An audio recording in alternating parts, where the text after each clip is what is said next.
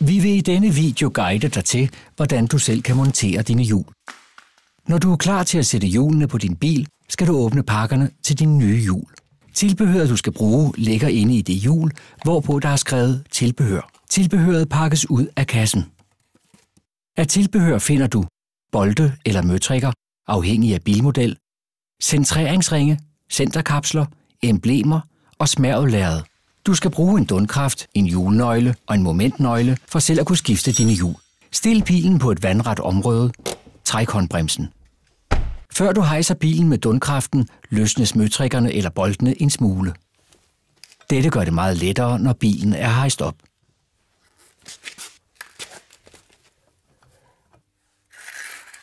Placer dundkraften. Se efter anmærkninger, som viser, hvor du skal placere den. Hvis intet andet er afmærket, kan du ofte bruge kanten på bilens panel. Ellers læs i bilens instruktionsbog, hvis du er i tvivl. Så skal bilen hejses op. Sørg for, at hjulet er løftet ca. 5 cm over jorden. Så skal møtrikkerne eller boltene helt af, og hjulet er nu klar til afmontering. Før det nye hjul monteres, skal du rengøre bilens nav med det vedlagte smærvelærred. Fjern rust og snavs og tør efter med en klud. Det er vigtigt, at bilens nav er så rent som muligt. En ren anlægsflade er vigtig, når du sætter dine nye hjul på. Nogle dæk er retningsbestemte. Som du kan se på dette billede, er dette dæk retningsbestemt. Hvis pilen peger mod højre, skal dækket sidde på højre side. Mange andre dæk er asymmetriske. De dæk står der blot outside på ydersiden. Disse hjul skal bare sættes på bilen. Det kan ikke gøres forkert. Hvis vi har vedlagt centreringsringe til dine hjul, skal du montere dem i fælgen. Du sætter dem på ved at klikke dem forsigtigt ind i navet på fælgen. De sørger for, at dine hjul centrerer perfekt på din bil, så undgår du rystelser. På visse fælgmodeller skal der ikke bruges centreringsringe. Der er fælgen boret direkte til bilmodellen. Sæt nu hjulet op på navet. Tag den nye bespænding og spænd hjulet ind til anlægsfladen.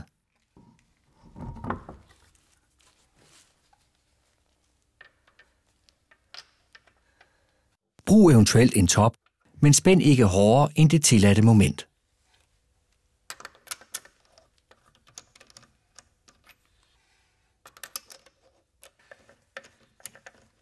Tjek, at der er frigang omkring hjulet. Kør hånden omkring hjulets inderside for at sikre, at fjederben, støddæmper og bremser ikke støder på hjulet. Nu skal bilen sænkes igen, og du skal til at spænde efter med en momentnøgle. I bilens instruktionsbog kan du se, hvilket moment du skal spænde med. Dette er angivet i newtonmeter.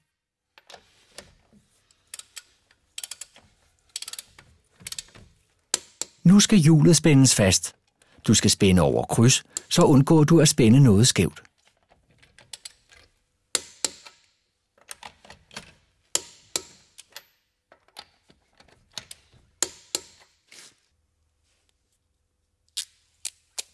Så skal centerkapsel og emblemer monteres i fælgens nav, og du er nu ved at være køreklar.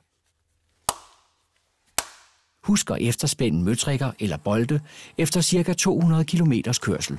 Hvis du er i tvivl om noget, er du meget velkommen til at kontakte os hos bilialo.dk.